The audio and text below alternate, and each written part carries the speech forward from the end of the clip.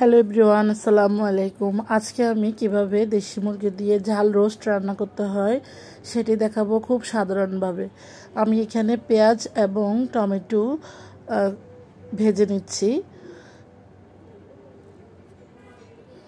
তারপর এখানে আমি অ্যাড করব কিছু মশলা। দিয়ে দিচ্ছি রসুন বাটা 1 চা চামচ, আদা বাটা দিব 2 চা চামচ। যেহেতু দেশি মুরগি সেদ্ধ হতে একটু সময় লাগবে। আর এখানে লবণ, মরিচ এবং জিরার গুঁড়া দিয়ে দিলাম 1 টেবিল চামচ করে। লবণটা স্বাদ মতো দিবেন, আর ঝালটা যে যেমন পছন্দ করেন তেমনই দিবেন।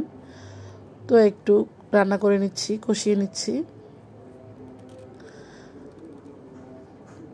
বাসায় একটু রোস্টের মশলা ছিল, সেখান থেকে দিয়ে দিব প্রায় 1 টেবিল চামচের মতো। এখানে আছেও অল্প, আমি আগে রান্না করেছি, তো যেটা আছে সেটা দিয়ে দিলাম।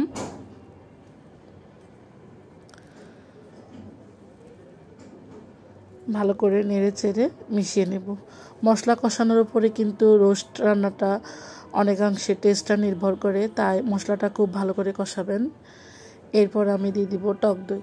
টক দইটা ফ্রিজে ছিল, ডিপ ফ্রিজ থেকে নামিয়ে এখন এখান থেকে আমি প্রায় 2 টেবিল চামচের মতো দিব।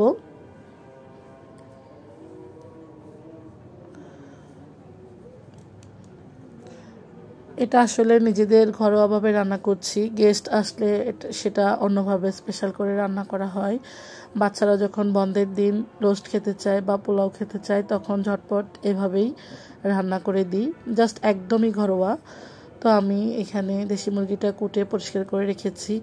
এই দেশি মুরগিগুলো কিন্তু আমার পালিত। আমি যেহেতু কোরবানির ঈদে বাড়িতে যাব, তাই আমি একটা একটা করে জবাই করে দিচ্ছি। তো আজকে শুক্রবারে আমি এইটা রান্না করেছি। এখন মাংসটা ভালো করে কষিয়ে ঢাকনা দিয়ে ঢেকে দিব।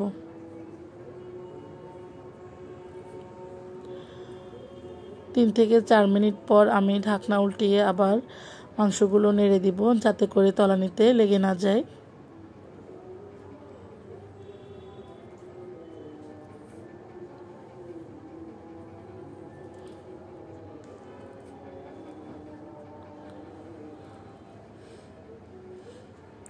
আবারও ঢাকনা দিয়ে ঢেকে দিব। চুলার আঁচটা কমিয়ে আমি এটাকে আরও 5 মিনিট রান্না করেছি। একটু ঝোলের জন্য পানি দিয়েছিলাম, এখন মাংসটা প্রায় সেদ্ধ হয়ে গেছে। তো সবশেষে আমি একটু গুঁড়া দুধ, একটু ঘি অ্যাড করে দিলাম টেস্টের জন্য, আর ফ্লেভারের জন্য একটু দিয়েছি কেওড়া জল।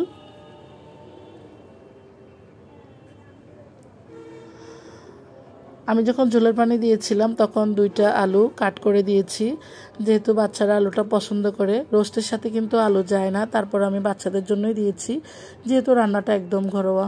আল্লাহ হাফেজ, আসসালামু আলাইকুম।